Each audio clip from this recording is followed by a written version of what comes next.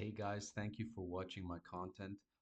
Hopefully the quality will improve as time goes on. I wanted to read something I wrote for you guys, so let's get on with it. So in the first video, we talked about two things.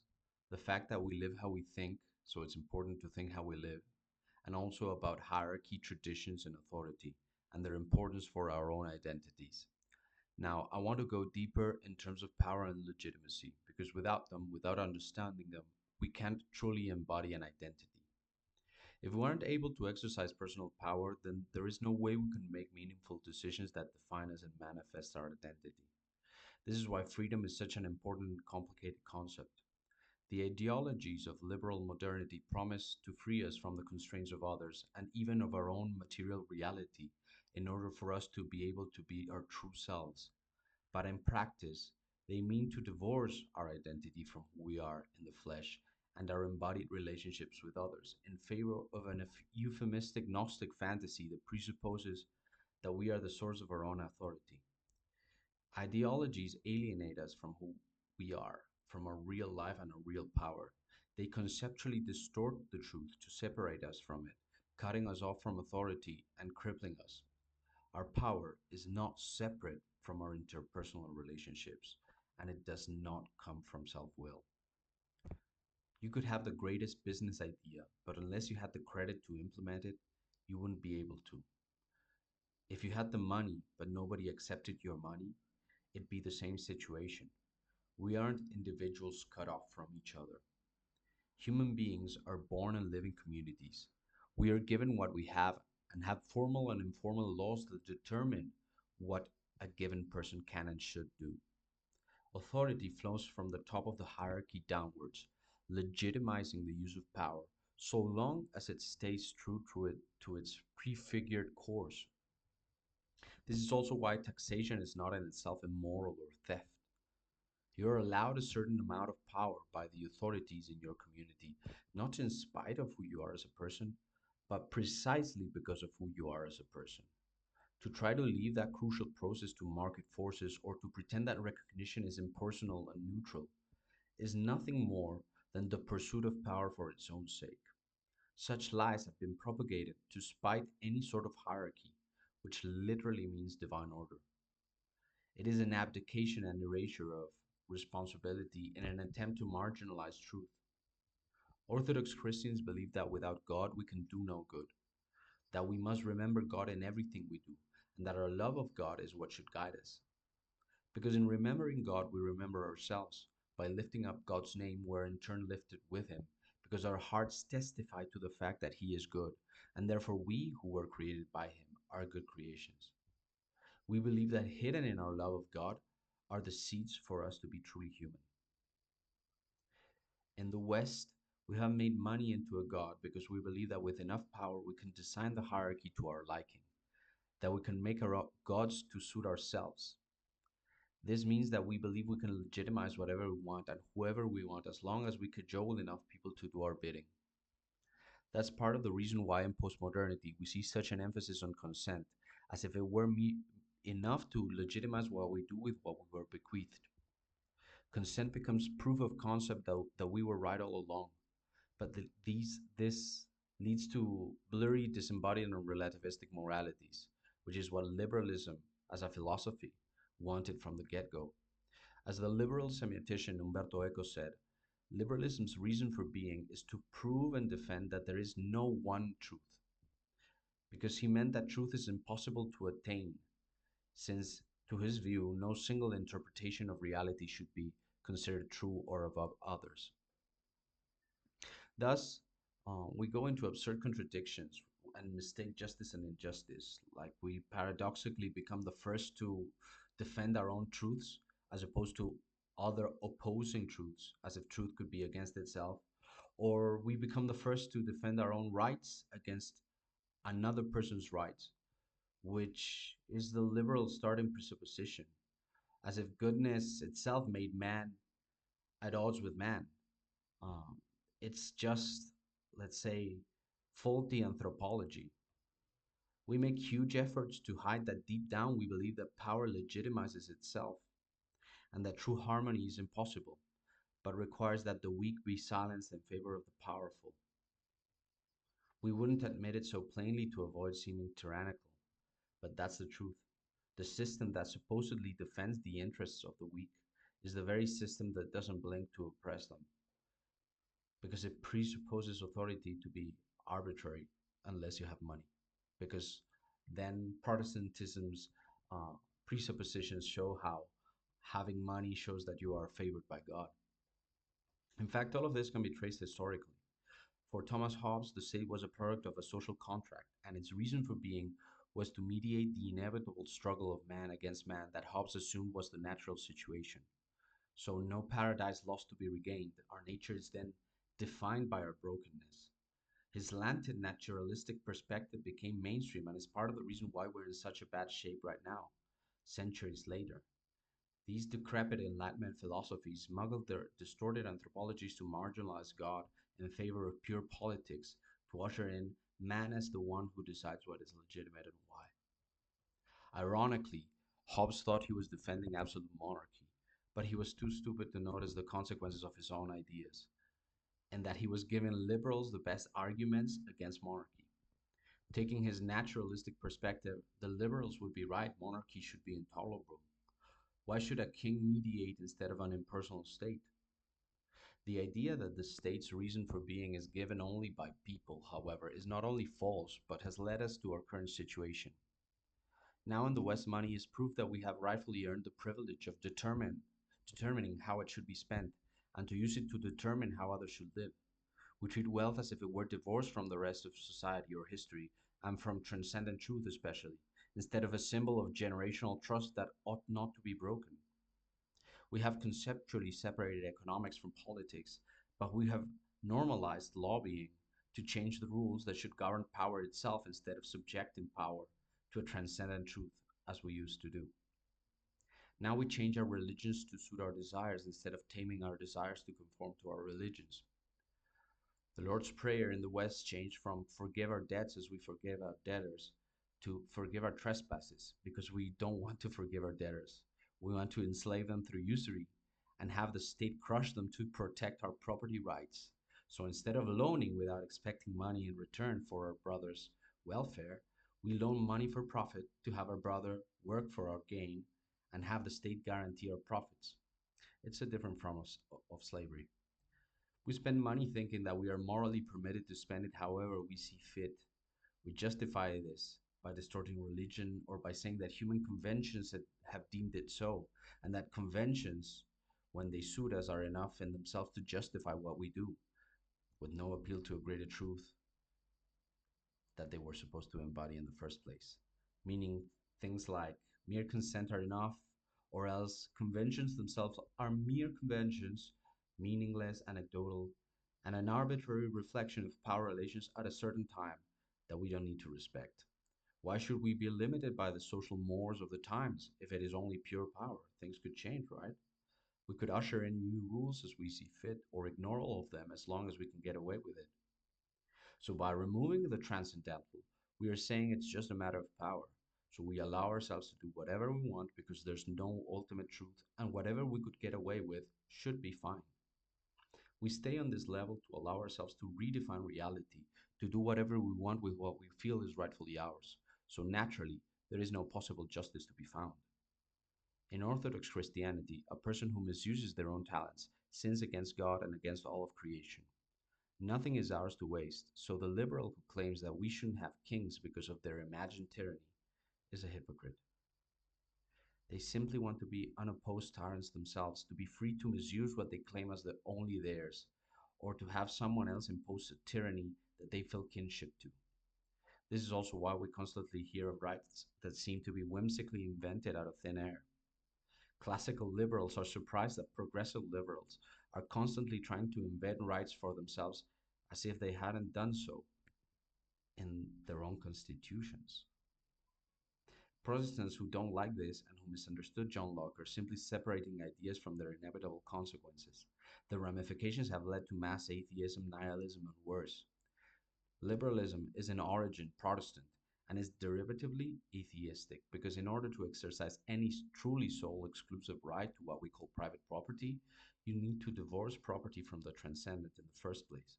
Because in the real world, there isn't any completely private property, but it is only private in terms of another authority in whose name the private owner becomes a steward.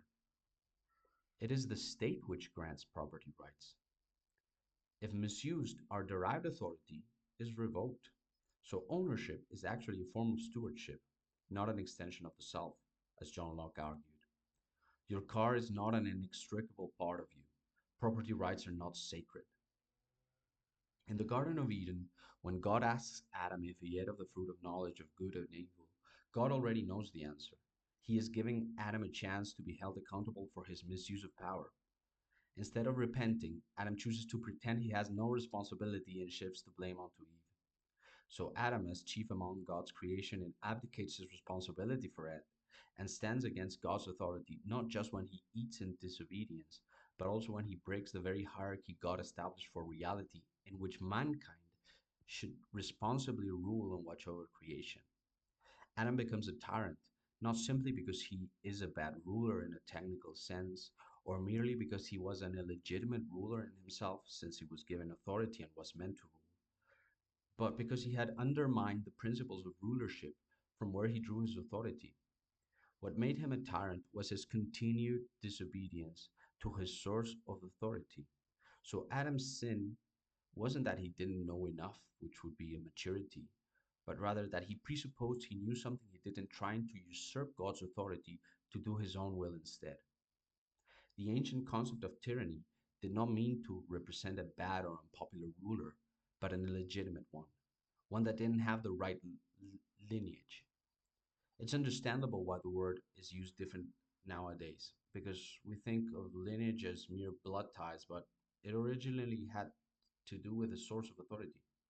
Not all monarchies are hereditary, nor is primogeniture the absolute norm. Of the new meanings for the word tyrant, some presuppose a specific idea of legitimacy. For example, when a person in favor of democracy says any other type of government, that in any other type of government the ruler is a tyrant. So there is an implied assumption there that anything that isn't a democracy as envisioned is inherently illegitimate. Another sense of the word tyrant describes a ruler who doesn't care for the ruled, who is a foreigner, or at least a foreigner to their interests. This is related to the concept of satrap, of an administrator set up by a foreign conqueror who just wants to extract resources, or the foreign conqueror themselves. I agree with the sentiment, but this is not the full meaning. There's also the sense of tyranny that has the connotation of rulers who take too much authority to themselves, not necessarily because of greed or carelessness, but because they're unjust while believing themselves saviors.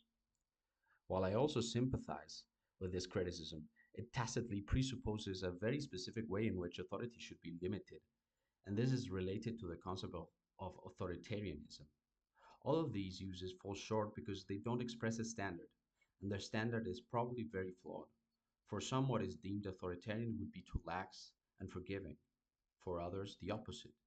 The newest use for the word tyrant that is find most problematic combines a few of these elements.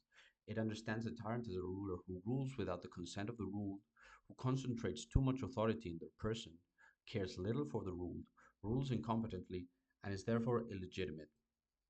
The problem with this definition, however, is that it presupposes that authority is legitimized from the bottom up, that everything must be vented. It is nothing short of populism. Without understanding legitimacy, there's no point in talking about authoritarianism, tyranny, or populism.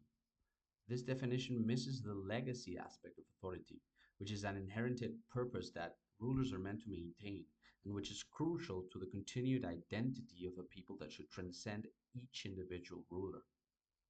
Carl Schmitt, one of the most important thinkers in the history of political thought, argued that democracy relies on the idea of consent of the ruled as the basis for legitimacy, undermining the concept of authority in itself. Leaders could have no authority if, in effect, the ruled only pretended to be ruled and respected only the laws that they themselves wanted to.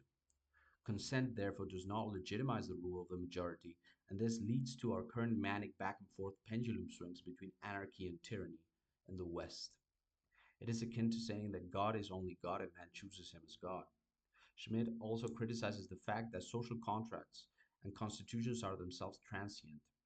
A strong politician can do without them. So there is a lot of self deceit when we pretend that this spiritual origin that gives a nation its identity can be simply contained in a written constitution, or that this abstract notion of or piece of paper can by itself somehow bind strong rulers from simply changing them or ignoring them as they see fit. Without authentic enforcement, constitutions are just dead letters. For Orthodox Christianity, legitimacy within a polity is its spiritual reason for being one. It is given by the ruling spirit, but fundamentally it is allowed by God. Whether the spirit that rules a polity comes from God or is against God, even that is allowed by God within a certain limit. God allows bad polities to form in order to respect man's free will, but he will not suspend judgment indefinitely. He will not defend the tyrant as legitimate forever. So even this concept of legitimacy in a political sense is not ultimate. Propaganda does express this real spiritual reality which can become legitimate, but it doesn't need to promote a good spirit. What makes it that spirit legitimate is its limited rule as the uniting identity of the nation. It is the spirit of the Constitution embodied, not the words or the disembodied concepts. For a monarchist, it is the righteous king himself, the king as an image of the King of Kings. There is no magic number of people who give legitimacy to a government. And when we compare different systems, legitimacy is not dependent on the systems themselves declaring themselves legitimate, as if all criteria were equally legitimate and we should judge them by their own claims. That would be relativism, taking ideas at face value, as if systems were the ultimate arbiters of life. Systems are not what they are what they do. Just because a system claims something is legitimate does not mean that it is, only that its system claims such as its legitimacy, that it has an idea of what authority should look like. That's what makes it a system.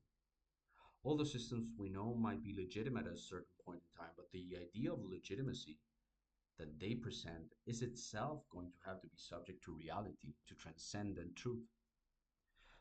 This transcendental criticism is the only way to avoid both the populist tendency and also the totalitarian impulse within modernism, which believes that its own flimsy categories of thought can neatly and squarely categorize the world to manipulate it without needing to interpret it correctly first. The reason I criticize systems is not to promote a revolution in favor of the best one, but to express that while systems are neutral and that there are better systems, ultimately what's most important is to be good wherever we are. This does not mean that we shouldn't want to implement the best system, but it does mean that we don't want to implement a good system at the cost of our own goodness, because systems cannot replace virtue. Legitimacy is not contained in a created spirit or a system or a human person, but it springs forth from God, and acts through those spirits, systems, and persons which are only conditionally legitimate. God allows nations to be legitimately ruled by demons and crooks, in the same way that He allows a person to be legitimately ruled by demons or to be a crook. This seems to give credence to the idea that people decide what is legitimate, and while there is some truth to that, this particular conception of legitimacy does not equal democracy. Democracy takes the idea that since people get to decide what could be legitimate, then it would stand to reason to go further and claim that whatever the people choose has to be legitimate by definition.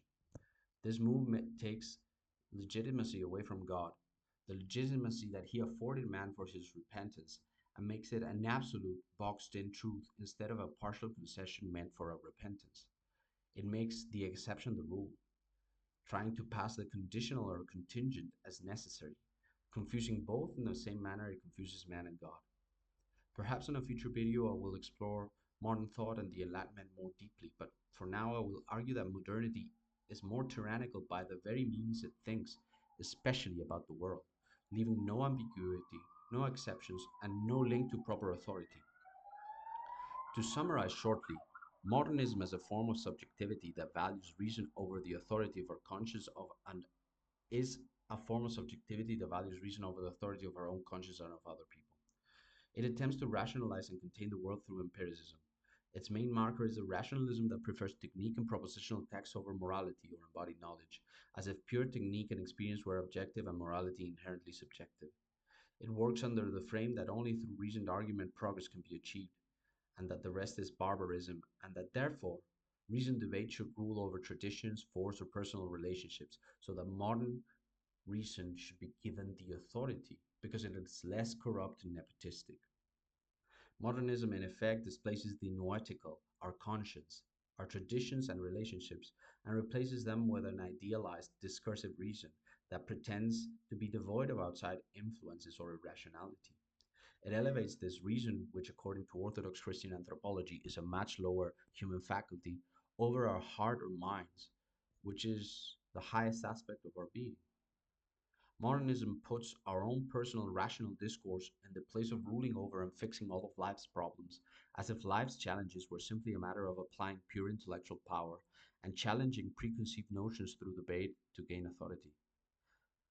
Its form is one of perpetual revolution, a new argument having to undermine and displace the previous ruling principles, and it holds up the Gnostic idea that man knows as an individual inside himself, instead of man as knowing with others, of knowing as a performative act.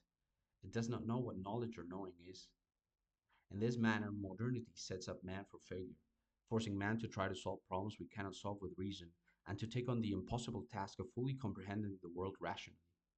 This encyclopedic turn reduces man to a slow computer, and the world to a quantifiable set of data which man ought to process and order, like a bug collector, sadistically killing and nailing butterflies in order to catalog them. It also tries to deny the limitations of discursive reason by declaring the world reducible to it, taking onto itself the task of rationalizing it, denying spirituality, and equating it with superstition. Modernism shares traits with scientism and progressivism because it is their precursor.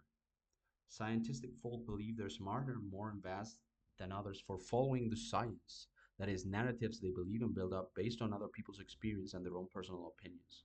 They claim to be against dogma, yet they have dogmas of their own. They claim are not opinions but proven facts. They are unable to notice that the very frame they use to see reality is just a frame and not reality itself, one constructed by a whole host of assumptions and faith both in themselves and others. It is just another form of Gnosticism. Modernists speak of theory as if it were fact and try to make reality conform to their theory, instead of noticing that the act of categorizing reality rationally is in itself political, goal directed, dogmatic, fallible, and that it starts with non evident assumptions that were culturally constructed and influenced by emotions. They can't see that reason is a slave to the passions, that the reasoning is not pure reason, but that it starts from irrational observations and values that preceded the reasoning. They believe their own fantastical theories as if they were undeniable fact, and yet have the audacity to criticize religion when there are plenty of religious people who are able to articulate these dynamics better than them. These anthropological and metacognitive issues arise because modernists cannot account for the processes of how the mind acquires knowledge, or what knowledge is in the first place. Their epistemology is shamelessly lacking. Modernity's tyranny is like the case of the engineer talking about politics and sociology and coming to the conclusion that the only solution to the world's problems is mass genocide. It is like the person who thinks science should tell us how to rule the world, meaning that they, the technocrats who believe themselves enlightened, should rule the world. These mediocre elitists performatively try to take over the world in order to rationalize it without even noticing that their values are not rational because we cannot derive values from reason alone. And they have the goal to get offended when we don't simply surrender everything and let them rule the world because they simply claimed they deserve to do it. They spoke some magic words they believe are facts, so now everything belongs to them. What they're effectively doing is casting themselves in the role of saviors, but conveniently stealing all of our belongings and our personal authority, and the very way in which we understand our communities in order to play out their epic heroic fantasy, which leads to self destruction. Why should we let them destroy our very conception of authority or identity, which knit our community and our faith? Their justification is their Gnostic worldview, their flawed empiricism, and their belief that mere argumentation could give them the authority they crave to enact their vision. But that's not how authority works. This is why I believe we should insist that authority comes from God and that arguments don't exist in a vacuum. Personal relationships come first. Reputation is important, and values are not purely rational. I believe it is better to talk than to fight, but if it comes to it, Lord forbid it, we should fight. We are already fighting. Pure rationality will tell you to forsake a value when it does not seem convenient to hold it, because losing would be irrational. But unless we hold something, even when it costs us, then we don't really value it. We value something else.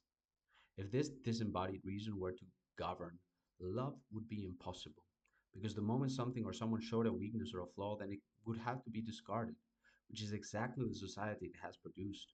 A confused society unable to sort what matters, discarding the lasting things for momentary pleasures in a never ending cycle of meaningless, shiny micro obsessions, doom scrolling, and just instant gratification. Another example of modernist thought is when a person matter of factly presents a conceptual taxonomy they have invented in their own minds as objective truth, because they, like the imaginary explanatory power they see in their own philosophical concepts, becoming committed to their imaginary constructs, like smelling their own farts. I believe this is the way the world works based on our experience, therefore we should, and then they list their demands on others. What's refreshing about postmodernism is that it would aptly reply, our experience? How do you know it is a shared experience if you cannot completely comprehend the other person? But this postmodern way of thinking destroys itself by making communication impossible, and in trying to validate everything, becomes self contradictory because it was simply born to undermine what preceded it. I argue that modern secular thought, which declares itself free of superstition and tyranny, is the most superstitious and totalitarian of all. Its claims to universal rule rest solely on the experiences interpreted by self proclaimed experts as if experiences could interpret themselves and therefore always lead to truth. They presuppose no ambiguity exists in the interpretation of any experiences. It's man declaring himself perfect because he heard it somewhere from a source they trust, like a very well known prophet. Modern scientism leaves no margin for error, yet it isn't shy to claim it deserves to rule completely, dehumanizing us and marginalizing those irrational aspects of humanity it deems as inherent flaws to be purged, as if we could live in pure reason. First of all, it's impossible to test the methodology of all empirical investigations, which would be needed to eliminate the faith factor. So to take them as true requires trust because we cannot test all investigations personally. Second, investigations need interpretation. Third, there is no proof that the right interpretation follows from experience. Like David Hume pointed out, induction is not justified. So those who criticize Christianity or monarchy through a liberal lens and bandy words like authoritarian or tyrant carelessly ought to be more careful, because in their flight from alleged tyranny, they have proposed one which is much worse. They want a tyranny that forces us to focus on abstract propositions while imposing its own madness, like, for example, wokeness, while silencing us for pointing out its irrationality and distracting us from what is actually happening in our immediacy. It has led us to a world of psychopathic and psychotic double speech. It's no wonder why people lose trust in each other and institutions in this context. The Western world is now plastered with empty sloganeering and exploitation. Does anybody actually enjoy LinkedIn? Integrity has become a rare and trampled upon virtue as everyone competes to impose their own fabrication over other lies. We live in a bubble economy full of snake old salesmen because we have destroyed the social fabric on purpose. If modernists knew more about philosophy and the history of thought, they would be able to reflect on their identities and why they believe what they believe, instead of mindlessly parroting and embodying the ideas of dead men whose names they don't even know. They might surprise themselves with how blind they were to their own ideology and how it functions to claim authority for itself while it presents itself as neutral and disinterested, especially given the fact that what motivates human action is interest. Liberalism exists for pure convenience in order to avoid the responsibility of having to answer to God for what we do. I believe that the cultural and political conversation starts with the purpose of things, at the level of what is legitimate and why. It is a matter of becoming capable of discerning and receiving truth, and giving an account for our choices. It's not about highlighting our choice itself in who we want to trust, as if free will was the ultimate good and we could simply decide what is good based on our own preferences, believing in practice ourselves to be gods, but in choosing correctly who we put our trust in. In a traditional society, roles are distributed top down to whom the authorities trust will be able to fulfill them. Authorities both empower and restrain members to be good at their roles, and ideally, they love them well. This love implies knowing and caring for the other and wanting them to be good and to have a good place in society. Sovereignty flows from God to all. Our current society does the opposite and encourages people to try to compete in order to marginalize others and keep everything to themselves. Western parents believe shipping children to be indoctrinated is good parenting instead of teaching them skills that could integrate them as a part of the community. If authority is fractal that must be delegated as in traditional societies, parents should teach kids how to participate in their family by helping out and doing chores. We hear platitudes like kids shouldn't do labor, while kids are sent to school 8 hours a day or more to be ground down by meaningless tasks given by some of the worst adults we can find. And we give them over to social media to be corrupted and fetishized. We alienate the youth just so parents can avoid shouldering the responsibility of having to model virtue. Children become property of the state so parents can wipe their hands clean from having to parent, and anyone who denounces this technocracy as madness is labeled as a misfit or as a tyrant, as birth rates plummet when the system is a brand new tyrannical innovation. At best, liberal parents spoil their children because they believe in hedonism, so in order to remain fair to their own eyes or to their own children, they make absurd concessions so that they may pursue their own pleasures with a clear conscience. The problem is, we have forgotten the reason why we have children in the first place. The point of this liberalism is not the pursuit of truth, but rather comfort for some at the expense of others and of the future, which is also why most countries are in massive debt, enslaved to invisible masters, selling their future generations as slaves to pay for it all.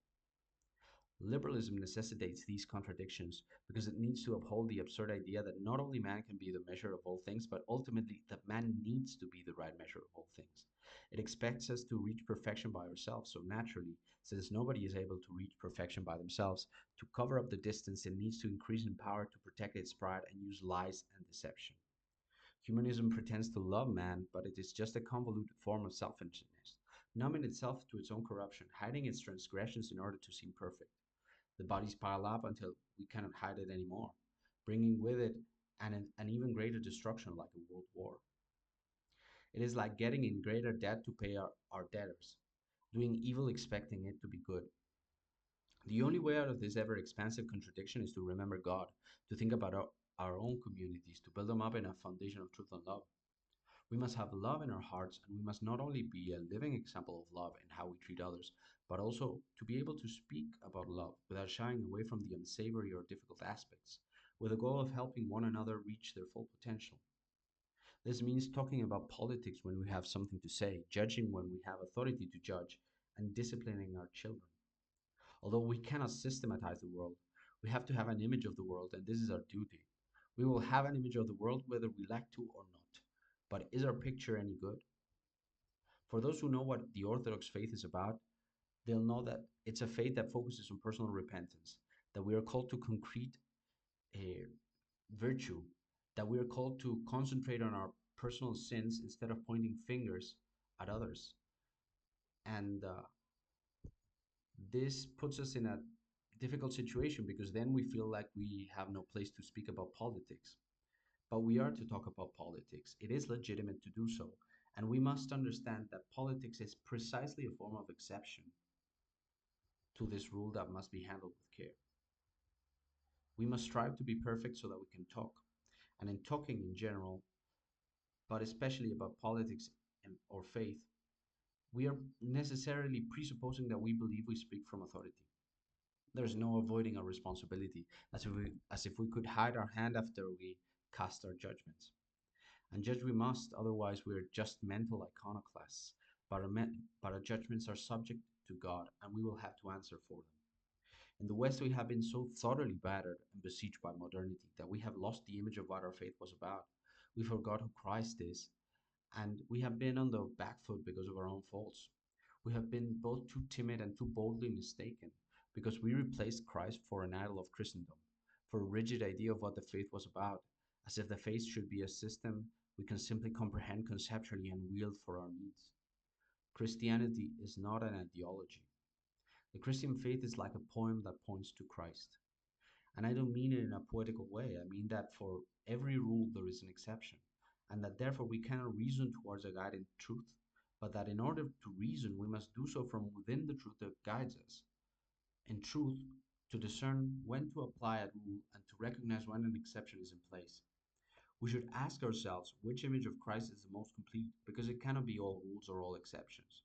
We need both mercy and rigor, not just the one we like the most. If you like this content, please share, like, and subscribe.